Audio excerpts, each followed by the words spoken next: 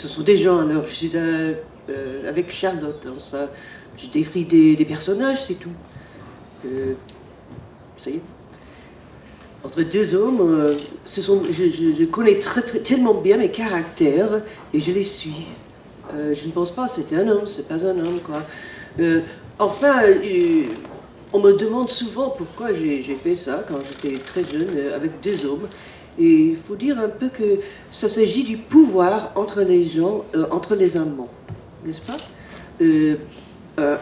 À peu près, le roman, ça s'agit entièrement des exercices de pouvoir entre les classes différentes, entre les gens, entre les amants. Donc, si peut-être Alex sera une femme, ça va changer absolument le balance de pouvoir. Et pour les mettre des deux au même sexe, et avec la classe inconnue, bien, Richard, il est Aristo des bretteurs, Aristo des gens de la rue, bon, et Alec, il est inconnu, un peu fou. Alors ils sont à peu près des égales, on dit ça? Des égaux? Des égaux. Alors on peut plus rechercher, décrire les petites subtilités de pouvoir. Si Alec était femme, ça serait absolument que la femme c'est toujours au-dessous de l'homme qui a le pouvoir, qui a l'argent, tout ça. Mais Alec, il a peut-être... pardon, je vais I'll stop now. I'll quit what I had.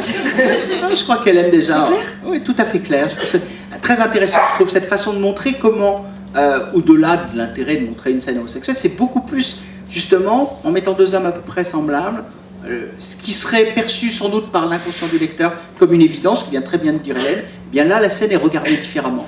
Et donc, c'est une variation intéressante. Beaucoup plus qu'en fait, prosélytisme homosexuel qui est un fantasme en fait d'hétéros qui considèrent que les choses ne sont pas naturelles. Parce que je crois qu'aujourd'hui, on voit bien quand on entend nos auteurs, qui soient d'ailleurs homosexuels eux-mêmes ou hétérosexuels, on voit bien que leur problématique en tout cas n'est plus, parce qu'elle l'a été, mais à une époque peut-être qu'il fallait le faire, du prosélytisme, c'est-à-dire qu'en finalement tout le monde s'en fiche autour de cette table, on écrit des histoires, vous écrivez des histoires, vous présentez des personnages, des caractères, comme dit Hélène, c'est un terme anglais, et comme Elisabeth, au fait j'y pense, Elisabeth von Arbour. Vous, par contre, je crois qu'ici tout le monde a fait son coming out, sauf vous. Oui, ben justement, je pensais en profiter pour faire mon coming out. Si j'étais quelque chose, si j'avais le temps. Et je pense que je serais bi.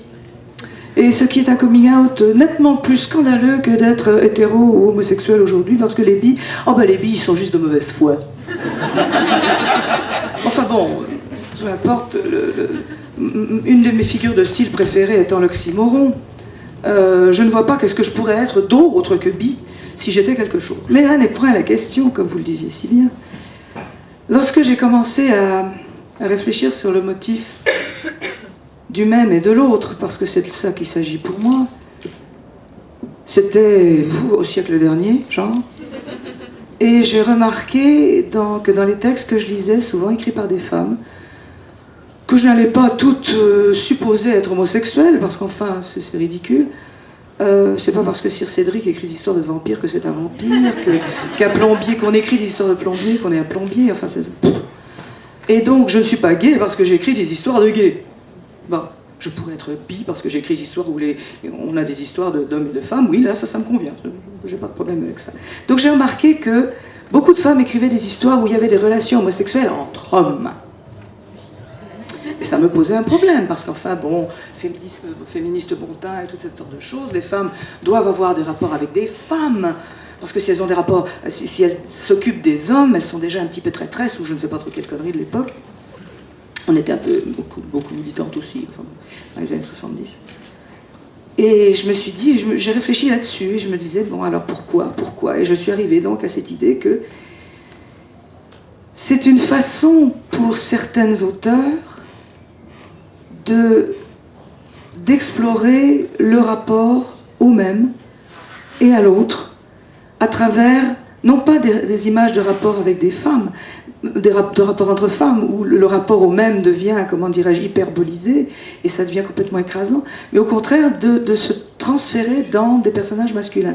Il y a aussi tout un... dans les années 70, je suppose qu'il y avait aussi quelque chose où c'est beaucoup plus multivalent que ça. Il y a aussi l'idée qu'on récupérait les personnages masculins. Il y avait, bon, vous avez peut-être moins maintenant, vous, parce que vous avez la chance d'avoir beaucoup de personnages féminins, davantage de personnages féminins dans ce que vous avez pu lire depuis que vous étiez toute petite. Je m'adresse aux demoiselles. Mais de mon temps, donc au siècle dernier, n'est-ce pas, de notre temps, les vieux cotons là, on n'avait pas beaucoup de personnages féminins auxquels s'identifier, et nous avions donc appris à nous identifier à des personnages masculins.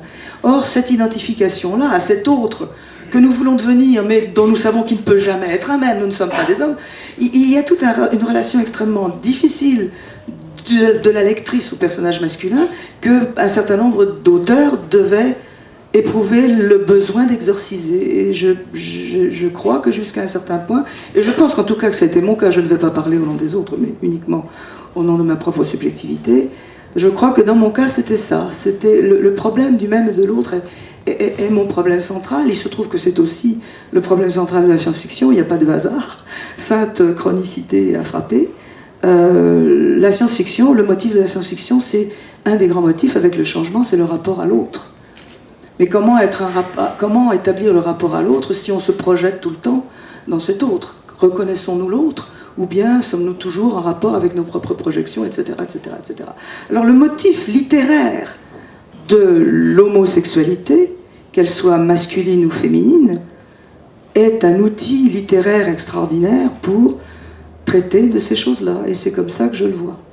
Et je vais vous lire un petit bout de texte. Je n'ai pas apporté les bons bouquins, en fait, on n'avait pas pris des bouquins, j'ai pris le premier qui me tombait sous la main. En fait, j'aurais dû prendre le premier, parce que là, vous auriez eu un magnifique premier éblouissement amoureux d'un jeune homme, d'un adolescent d'une quinzaine d'années qui voit l'homme de sa vie, ou presque, qui doit avoir 17 ou 18 ans, qui est beau, qui est blond, qui sent bon le sable chaud. Non, c'est pas celui-là. C'est au cours d'un pique-nique au bord d'une rivière. Harlequin fait pas mieux, mais bon.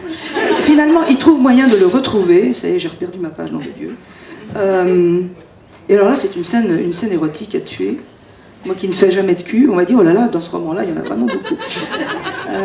Pendant qu'Elisabeth cherche, je rappelle, oui. Malheureusement, voilà, elle a répondu, c'est Le Rivage des femmes aussi, un livre dont là, l'homosexualité est quasi un des thèmes centraux. J'ai écrit quoi? Le Rivage des femmes. Pardon, non, c'est pas Mela, c'est Le Rivage des femmes, c'est pas Mela Sargent. Non. Moi, c'est Le Silence de la Cité, qui avait eu le Grand Prix de la science-fiction française way back then, donc l'autre, je parlais et qui n'est pas disponible. Je parlais de l'autre. Je parlais de celui. Chronique du Pays des Mers. Chronique du Pays des Mers est encore moins disponible. Au moins, il y avait quelques non qu'il soit déguisé, mais vous l'aurez l'an prochain, j'espère. Alors Pierino, qui est un des deux jumeaux de cette histoire, qui est une uchronie de fantasy de 5 volumes extrêmement lourd, Pierino retrouve donc Arnaud à Paris, dans son hôtel particulier.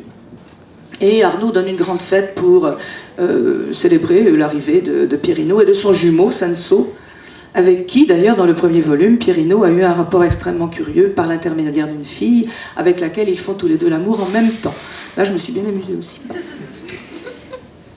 Et enfin, il se retrouve avec... il a bu parce que Arnaud est en train de danser avec tout le monde, en particulier les femmes.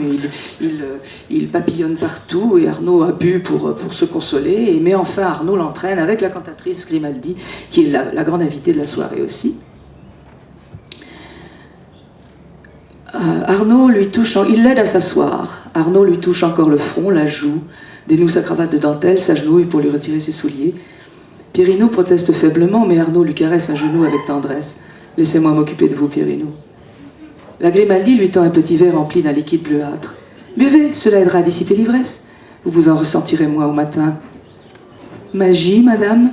dit-il, essayant de plaisanter. Elle sourit. « Si vous voulez. » Il boit. C'est sucré avec un arrière-goût âcre, mais pas désagréable. Il repose le verre sur la table de chevet.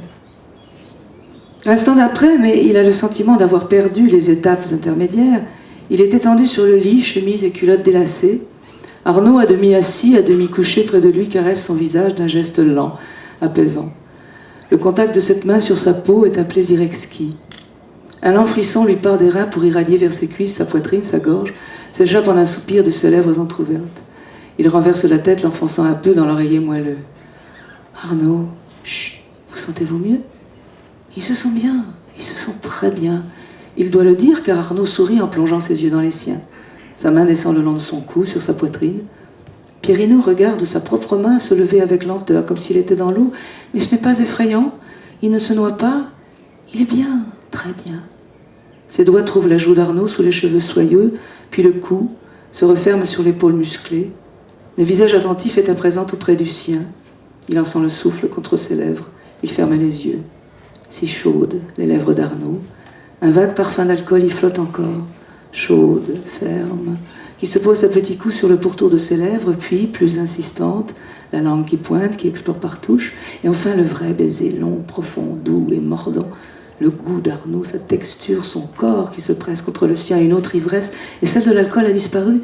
Il en est lointainement étonné, comme il s'étonne, après le premier plaisir irrépressible, sous la main d'Arnaud, d'être de nouveau prêt, très vite, pour sa bouche, un tourbillon de sensations délicieuses. Bravo, bravo Elisabeth.